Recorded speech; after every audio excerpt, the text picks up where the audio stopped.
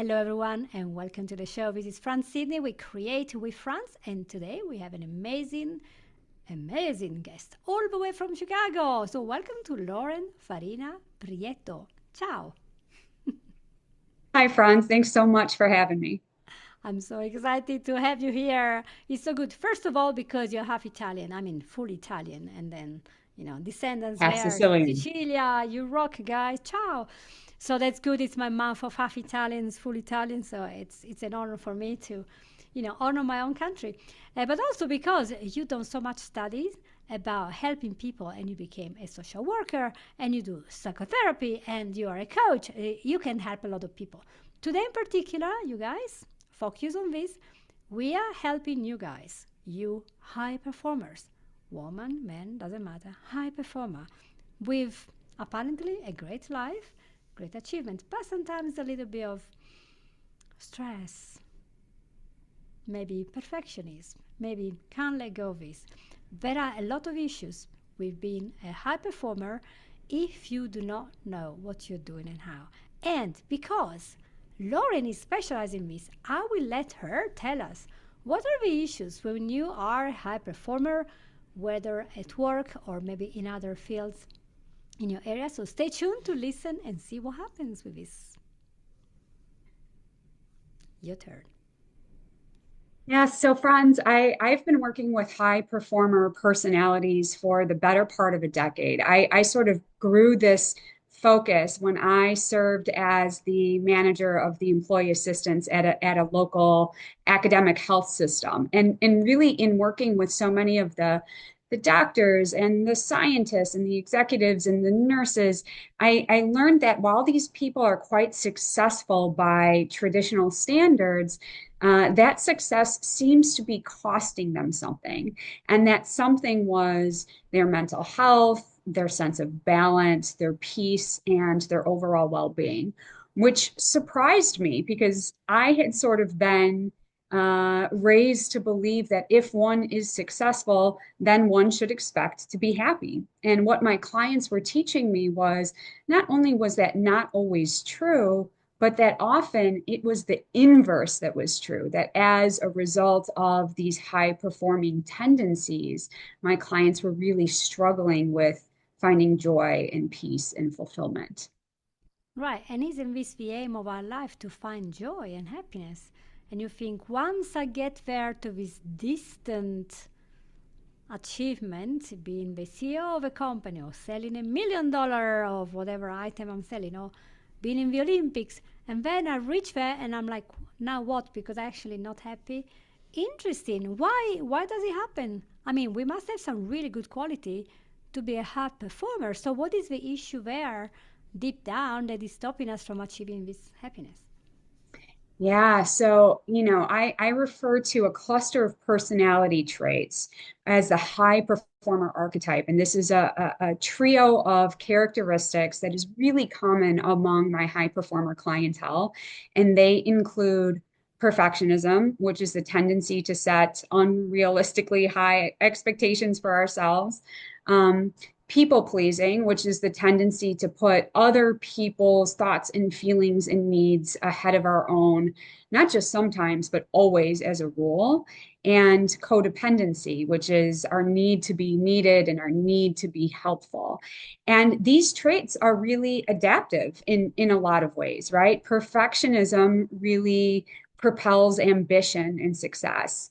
And people pleasing can help us to nurture relationships, and codependency can help us be of service to others. So these are wonderful traits, but when we're always defaulting to these traits without thought, without consciousness, they can come at the expense of our own values, our own needs, and our own happiness. Hmm. How does this show in your everyday life? Do you know you have a symptom? Well, I think that the key to discerning whether or not one is a high performer is really recognizing if you fulfill a role or a character or a function even at the expense of your own needs, right?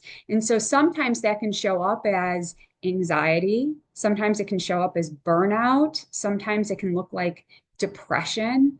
And so I think that my philosophy is that these kinds of symptoms are really messengers, right? When we experience anxiety, depression, and burnout, it's sort of a message from within that, listen, something needs attention, right? Something needs to be tweaked or adjusted in your life to help you to optimize how good you feel. Hmm. So, do you think that everyone realizes that there is this connection, or is there any trend to say, "Oh, I'm feeling depressed, so I'm just gonna go on antidepressants and everything is gonna be okay"? What's the tendency here, at least in the US, because that's where you're working? I think especially in the US, the the overarching attitude towards discomfort of any kind is to numb or avoid or distract from it, right? I think in the United States, we have this perhaps erroneous belief that pain shouldn't occur, discomfort shouldn't happen, right? Symptoms have no place in, our very busy lives. And what I really work with my clients to understand is that your body isn't broken, right? Your system isn't stupid.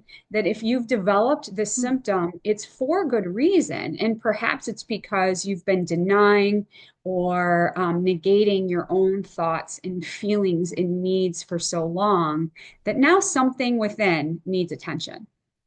Right. So it's not about quenching the fire without thinking of what's underneath. You have to understand what's the root cause, which is why you can use a coaching session or psychotherapy Yes. session to really dig in and say, why are you feeling so down? And would it be different between men and women? If you are a high performer and you're a woman and you're experiencing these symptoms, it could be that you go and talk to a friend, go to Facebook and talk to somebody, go to forums. Are men likely not to seek for help, not to have a friend to Yeah, talk to? well, I think that's a really good question, Franz. I think women tend to be a little bit more self-aware.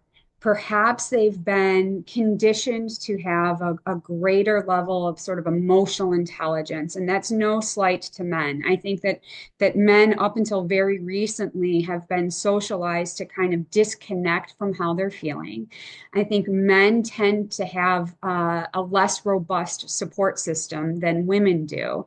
And I think men are more likely to sort of dissociate from feeling bad, right? To really, again, seek to numb or avoid feeling bad or pour themselves into their work even further, which can work in the short term. But when we do that, when we ignore how we're feeling, what we're doing is ignoring important messages and important communications from ourselves, from our system. Hmm. And that in the long term will lead you to be very unhappy despite being high performing. Maybe you are the national sales manager of a huge company, but when you get home, you're still feeling something. Then you might detach from your family and go to your computer, maybe eat or drink, or maybe in some cases, I heard people become total alcoholic or even going to drugs because Right. they didn't know how to quench that kind of uncomfortable feeling. And I think you're right in that. I mean, not only in the US but in the UK also, I heard sometimes this occurrence of feeling uncomfortable is not right. And because of that, a lot of people have taken extreme measures to numb the pain of being uncomfortable instead of facing it. And you have a root of some anxiety getting worse in Mhm. this attempt to calm down this interior chatter telling you that something is wrong. I don't know why that is. I think it's even more possible in 2025 than it ever was to numb out. right? Because we have social media, we have all of these devices, we have online shopping, we have gaming, people have access to pornography. And so it's really, really easy to numb out and not feel any sort of discomfort that might be bubbling up to the surface. So I think our tolerance for discomfort has diminished, especially in Western society. And because of it, we're less likely to acknowledge feeling uncomfortable, acknowledge those symptoms and those messengers that might be pointing us to a healthier way of living. Hmm. And of course, this is what I'm talking about all the time. How can we be more healthy in the way we approach life and the problems? And I realize you have great strategies that have to do with how we tackle it every day. So there isn't a big thing, I'm going to have an injection or a pill and suddenly I'm going to be happy. It's more about the everyday a little step that we can take. And you talked about top down and bottom up. I'm very curious to hear what you mean by that. How do you tackle all this? Yeah, well, a cornerstone of my approach to working with clients around their mental health and their performance is honoring the mind-body system, right? In fact, I don't think that there is a mind-body connection. I think that there is mind-body oneness or mind-body unity because the mind is a part of the body. And what happens in the mind affects the rest of the body. And we consider that the top down sort of lens, right? And what happens in the body also affects the mind, and that's considered the bottom up lens. So when I'm working with my clients, I am both working with the mind to affect change in the body and working with the body to influence the mind.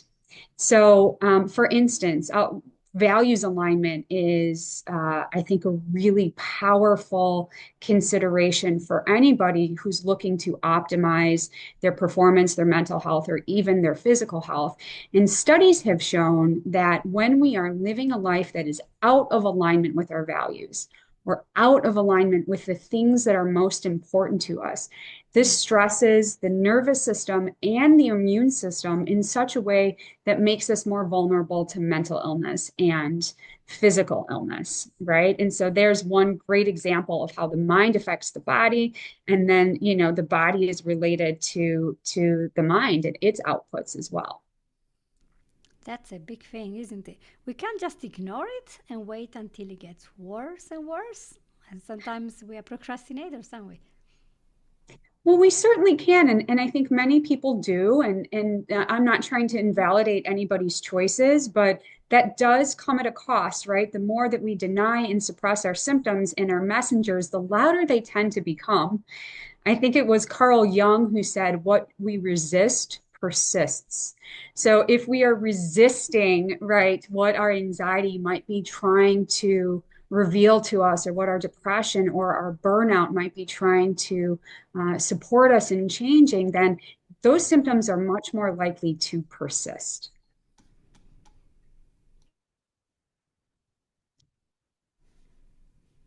I'm just thinking how many diseases we have that persist because is the list coming to my mind. So, what is your strategy? So, first you go through all these alignments, and then you have other two that you were telling me about the top down. Let's go through them so we can give a little bit of help because the whole program here, the mission is to bring help to people. And then if you need further help, there are courses, there are sessions, there are books. But Yes. I read a lot of this gratitude. Isn't it overrated? Gratitude the benefits of gratitude cannot be overstated. And I think, like mindfulness, it feels cliche, but it is quite an evidence-based intervention when it comes to supporting our mental health. And the reason for that is there's a part of the brain known as the salience network. And the salience network of the brain compels us to subconsciously seek out information and experiences that are known and familiar, and therefore likely safe. And we seek out these experiences based on what is congruent with what we already believe to be true. So, for example, if I, on some subconscious level, believe myself to be unlucky or incompetent, my brain is going to drive me to seek out information and experiences that confirm that belief to be true. So I will have more unlucky experiences or more experiences in which I feel incompetent because that's what's called confirmation bias. That helps me to feel like I understand my place in the world, I know what to expect, and therefore I'm safe. But what gratitude practice does is it invites us to consider all that goes well in our lives. And what we're doing is essentially rewiring the brain for positivity. Because it's true that what we focus on does expand, but I don't mean that in a spiritual or a mystical sense. It's quite a neuroscientific phenomenon. So the more I can spend time on and focus on what goes well in my life, the more I'm seeding my subconscious with a new belief, a positive belief about the blessings in my life, or how fortunate I am, or how competent I've become, therefore seeking out new experiences that reflect those beliefs to be true. That is so true. We always find what we are looking for, and the energy will go where the focus is. So if we keep thinking, oh, everything is bad, and I think it's something there about when we wake up in the morning, suddenly there is a flow of all the thoughts that we had in the evening, and then the whole day comes back to us, and then we start with all the problems. And we come out of bed, if we are facing mental, physical, health issues, financial issues, they just come on us before we even come out of bed. So what kind of mood are we in? But if we spend 2 or 3 minutes thinking, before I go out of bed, before I get out of bed, I have to think of 3 things that I'm grateful for. 3 things that are good. 3 things. Maybe there is a bird singing outside that is very pleasant. Maybe we see it's a blue sky today, which in England is like, wow, we got blue sky today. Woohoo! And or it could be something today, I don't have so much pain in my knee. And I had arthritis for so many years, but today it's not too bad. Today I'm going to do something for my husband or wife. Something positive. Don't we just get out with a different attitude and the brain rewired? You're really rewiring that. And for those people who are religious, saying a prayer of thankfulness, for those who are like New Age or whatever, could be like thankfulness to the universe, whatever. But just looking with different eyes, it's just incredible. And it's simple, it's free.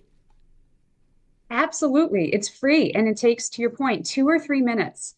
And I think doing gratitude practice either first thing in the morning or last thing in the evening before you lay your head down on the pillow at night is an especially powerful routine because it marks sort of a ritual that you're starting your day and or ending your day by focusing on more of what you'd like to experience. Focus on what you want, not on what Mhm. you don't want. Yes. And I love in your top-down advice. You talk about service-oriented perspective.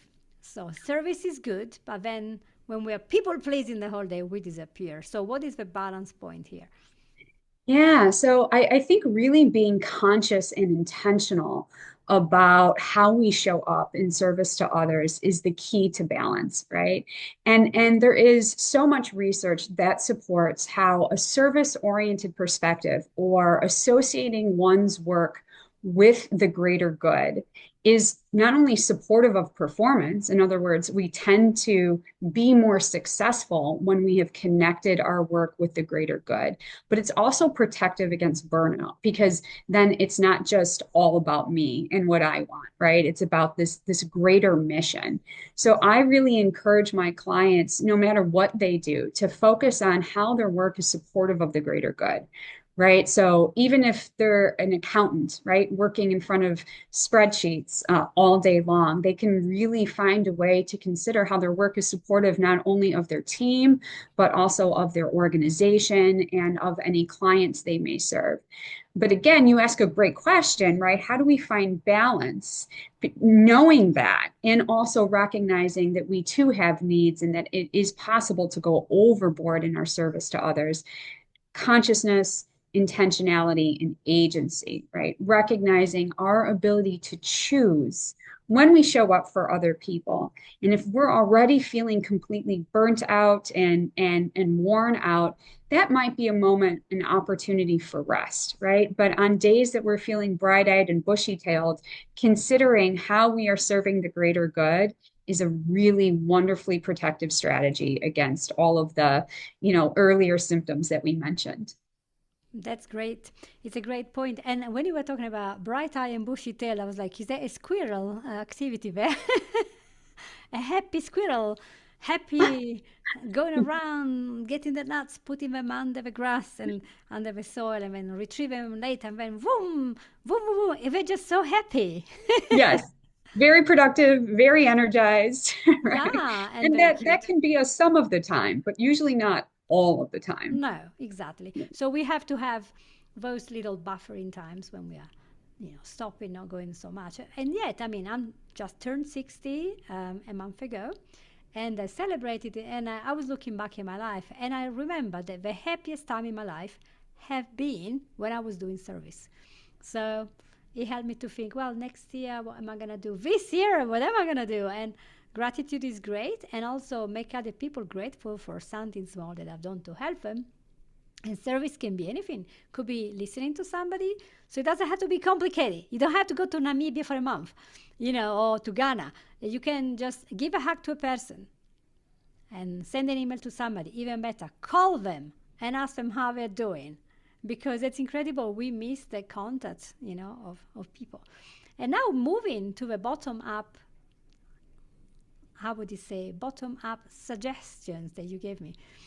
You talk about nervous system regulation, yet I am quite sure that most people will have no idea what I mean. If I say you have to regulate your nervous system, they go, what do you mean? I'm not nervous. So what does that mean in lay terms? Yeah, so our nervous system is autonomic and subconscious, so meaning beneath our awareness. But our nervous system is the part of the body that is always scanning our environment for cues of safety and cues of danger. Again, whether or not we're aware of it. And our nervous system detects physical threats, mental threats, and emotional threats, and does not differentiate between the three. So, any kind of environmental assault is interpreted as a safety threat or a danger by our autonomic nervous system. And our nervous system acts to protect us by activating the stress response. Many people have heard of the fight or flight response, perhaps not all, but the fight or flight response is an ancient program that evolved among early humans in an effort to support us in either fighting danger or fleeing danger. And I love talking about what happens to us when we are in fight or flight mode because it's just so brilliant, right? So what happens is we get a surge of cortisol and adrenaline to energize us.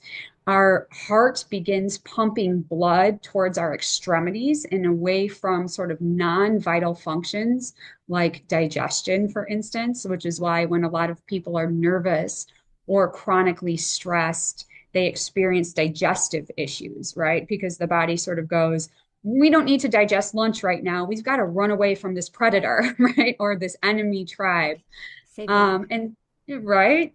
And so we're not thinking as clearly, we're not thinking as critically or creatively. Our body is essentially only interested in its own survival. And human beings are designed to really only spend minutes to hours in a state of fight or flight, because that's about how long it would have taken us to escape an animal predator or an enemy tribe. But in 2025, we're spending days, weeks, months, and years in fight or flight because of all of the environmental assaults that we face in modern society. So, the 24-hour news cycle, right? Social media, environmental toxins and pollutants, the onslaught of blue light, just the stressors of navigating life and kind of a somewhat polluted environment often get our bodies stuck in fight or flight, and our bodies forget how to return to a calm and rested state where we function optimally and feel healthy and strong. And so regulating our nervous system really involves sending our body cues of safety throughout the day so that our nervous system senses we're out of danger. We don't have to fight and we don't have to flee. We can remember how to digest our food, and we can begin to think critically and creatively and connect with the people around us. Right. So that's a very good point to remember. We are connected to all this stuff that we call it, and they will affect us. So we have to take appropriate and strong action to avoid being always like that with a high cortisol. Remember, every time your cortisol is high, your immune system is down because your survival is more important than your health in that moment. And if it lasts forever, that's how you get anxiety, etc. So moving then to the circadian rhythm health. So that's very connected because I know a lot of people who never see the light outside because of a system. Maybe they're paramedics. They go up at 5 a.m. It's still dark.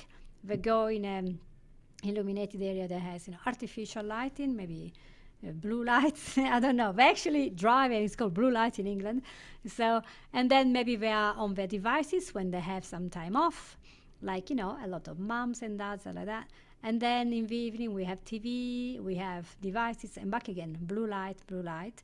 Well, if you hear Huberman Lab, Andrew Huberman, he is an ophthalmologist professor at Stanford, and neurobiology as well. And he talks a lot about the importance of looking at the light in the morning when it's a red light, and then in the evening when it's a red light, which is super healing for our body. I would love to do a whole episode on this, to be honest. Why do we ignore it?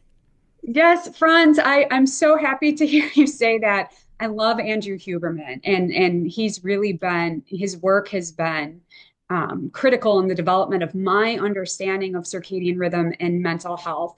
And there are others. Dr. Chris Palmer out of Harvard has written a book entitled Brain Energy, and he talks about the metabolic roots of mental illness and circadian rhythm as a cornerstone of metabolic health.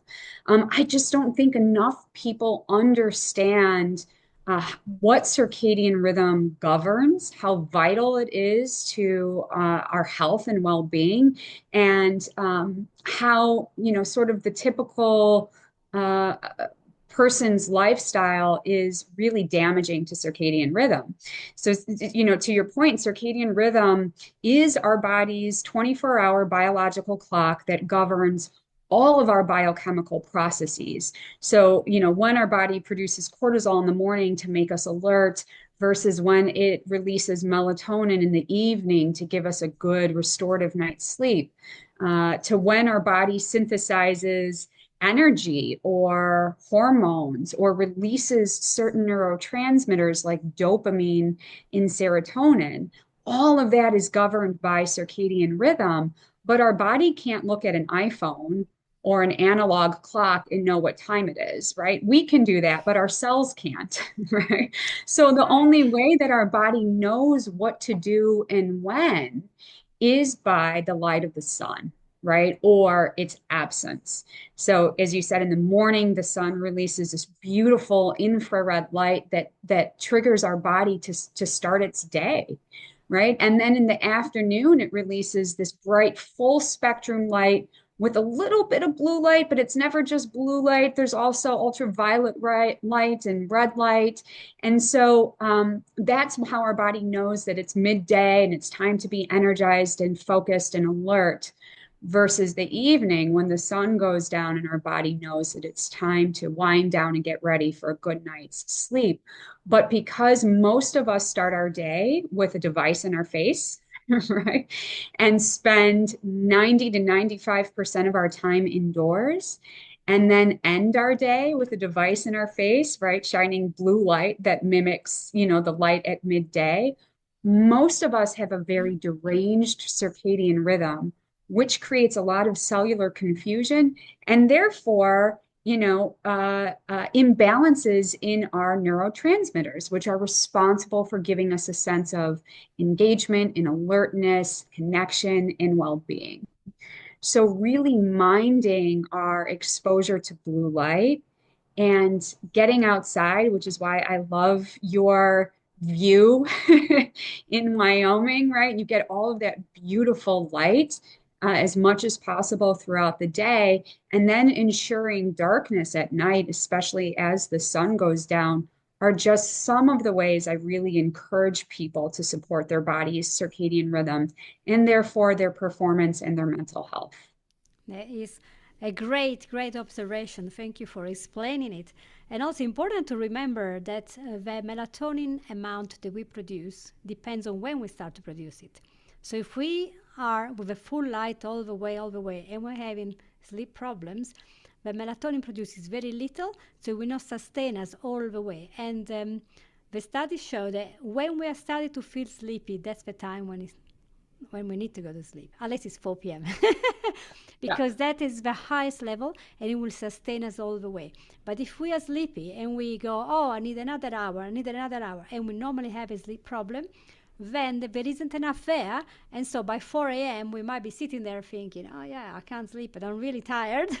And so it's so mind-blowing. And I think perhaps our ancestors knew better. My grandparents used to go to bed very early, 9 o'clock, 9:30. They were in bed. But we were both up at 6 a.m. My grandmother even 5 a.m., which for me was a little bit too much. I'm a 7 a.m. person. I love 7 a.m. 10:30 to 7, perfect, sleep like a log. But with the different jobs that we have now, we my working in a hospital, this is not possible. So we're not gonna try to make you feel bad about it. It's just this happens. So you once you have the tools, you know how to regulate this, and maybe enjoy a better weekend at least once a week. But I think the consistency is also very important. So not try to wake up every day at a different time and go to bed at wild times. That is very dysregulating for the system. So it's all important and it helps you to get a performance at a high level because you are better. Everything is working. That's a time for healing and repairing, which is from 8 p.m. to 8 a.m. So then if you have to work during the night, that healing time and restoring it's not happening. That's why we have so much Alzheimer and chronic inflammation as well, because this is data, so I never quote anything out of my whim. The people who are paramedics or moms with small children who spend the night awake, they have a shorter lifespan because they're disrupting their sleep. So disrupting the sleep, unless it's absolutely necessary, like being up at 1 a.m., it's just disrupting your healing, so it's not happening. So it's very important to keep it as regular as possible, as much as possible in our life. Obviously, we don't want people to go OCD about it. So the last point we might be able to just to copy is about energy metabolism. How is that connected to high performance people? I wonder. So you're going to tell me. Yes. So I think simply put, Franz, I would say that dysfunction follows energy deficits. And this is true both on a biochemical level and on a broader level. So I mentioned earlier Dr. Chris Palmer's work. Dr. Chris Palmer has written a book entitled Brain Energy, and he writes all about how mental illness and all brain dysfunction really is rooted in metabolic dysfunction, meaning our cells aren't producing enough energy to support optimal functioning. And that's very true with the brain because the brain uses so much of the body's energy. And so really, some of the strategies that we talked about, nervous system regulation, circadian rhythm balancing, but also eating well and exercising are so critical to supporting energy metabolism on a cellular level. But even on a broader level, we know that when we don't have the energy to carry out our responsibilities or to execute a task, it's just not happening. And so we need to be responsible stewards of our energy, just like we're responsible stewards of our money, hopefully, right? And every other finite resource. But I think what I've observed among high performers, especially, is there's this underlying belief that "Oh, I just need to grin and bear it, or I just have to, put, the axe to the grindstone and push through it." as if energy grows on trees, right? Which it does not. So I really encourage my clients who are feeling stressed out, burnt out, overwhelmed, if they're underperforming or even dealing with some of those more serious symptoms like anxiety and depression, for example, to really take inventory of an energy budget. So I'll ask them to make a list of all of the demands on their energy, not just at work, but in their personal life, in their family life, in their relationships. And then to compare that list with all of the ways that they are replenishing their energy reserve. So, are they going to bed at a regular hour, right? Are they eating well? Are they connecting with friends? Are they exercising? Are they meditating or doing yoga? And then compare those lists. Compare the list of demands or outputs of your energy with the list of inputs, right? All of the ways that you are nourishing your energy and see if they're balanced. Because what I've observed is that many high performers have a very long list of demands and a very short list of inputs or ways that they're taking care of themselves. And so if that list of it is imbalanced, then that is an opportunity to go in and edit, right? Just as if we were falling short financially, we would say, well, I can't afford to do all these things, right? I've got to take some things off my list of outputs. And I also have to figure out a way to bring in more, right? So, what are some of the things that we can do to support our body and its either biochemical energy metabolism or our energy metabolism in a more broader or metaphorical sense? Yeah, it makes a lot of sense. It's all very important, and I'm so glad that we're gonna talk more about lots of neuroscience with you in a forthcoming episode. So I'm looking forward to that. But I want to thank you so much, Lauren Farina-Prieto. Excellent work to tell us what we need to do if we want to be high performers with a great energy and well aligned with our own values. So thank you so much for being here with us. It's been such a pleasure. Thank you so much, Franz. This has been a lot of fun. Yeah. And see you all, guys, and share this episode with your friends now. Now, just click that button and say, yes, you need this because you need to rest and know what you want from life. As Huberman Lab said, do what you want, but know what you're doing. Yeah, it makes a lot of sense. So, see you all next week. Bye bye. Bye, Franz.